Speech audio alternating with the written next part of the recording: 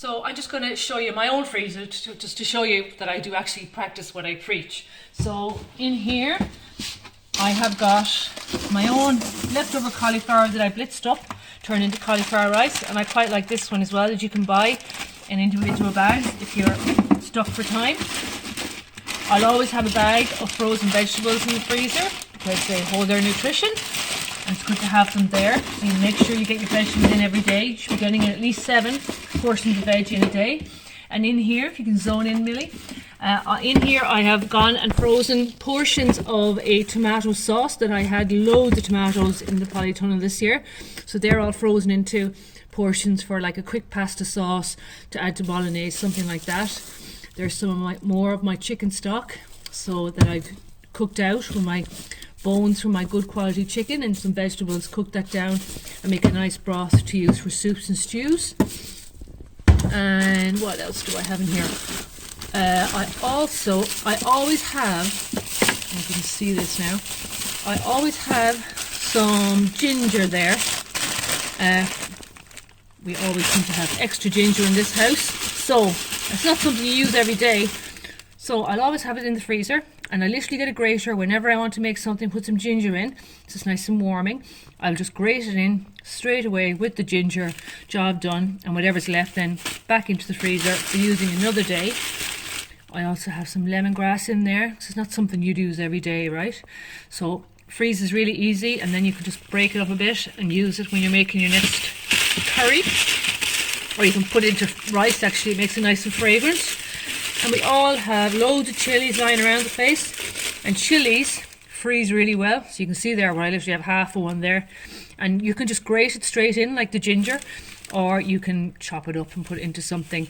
And if you only want a mild kind of a chili flavour in something, if you literally just pierce the chili and pop it into whatever you're cooking, it'll give you a nice mild heat without being too overpowering if you're trying to get used to a bit of a heat. And just under here I have more chilies underneath that again, frozen, ready to go. And sometimes we have loads of bits of lemon and lime left over, and rather than throwing them out, the good thing to do is you literally cut them into wedges into the freezer, and then you can pop them into your drink as your ice cube, or you can use it in cooking towards the end just to add a little bit of an edge of acidity. There's only limes in that one now, but I do use lemons as well, so no need to waste them. What else do I have in here? Some more tomato sauce.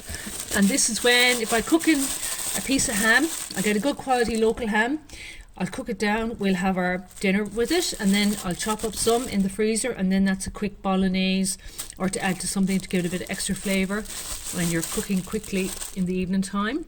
And you can see some more chicken pieces in there that I've just kept, just the drumsticks and the wings, because sometimes you don't use them, so they're there for another day.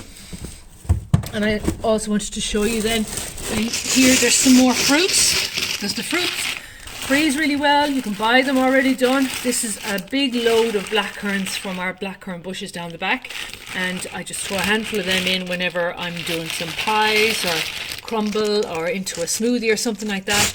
And these actually get more nutritious through freezing, because the things in there called polyphenols and antioxidants, and they actually get better as they freeze. So that's blackcurrants, and I also have some more blackcurrants, but also blackberries as well, because you know, harvest them in the blackberry season. And if I have extra things like extra courgette or peppers, I will slice them up and put them in the freezer, and they freeze really well, and they're ready to go for a stir fry.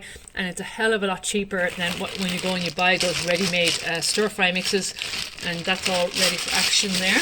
And things like onions, parsnips, all sorts of vegetables freeze really, really well. And there's just some more bits of fruit and stuff like that, like mango and pineapple, all ready to put into the smoothie. So, that's just peas that the packet burst. There's some corn, so I always have my frozen veg in there, and there you go.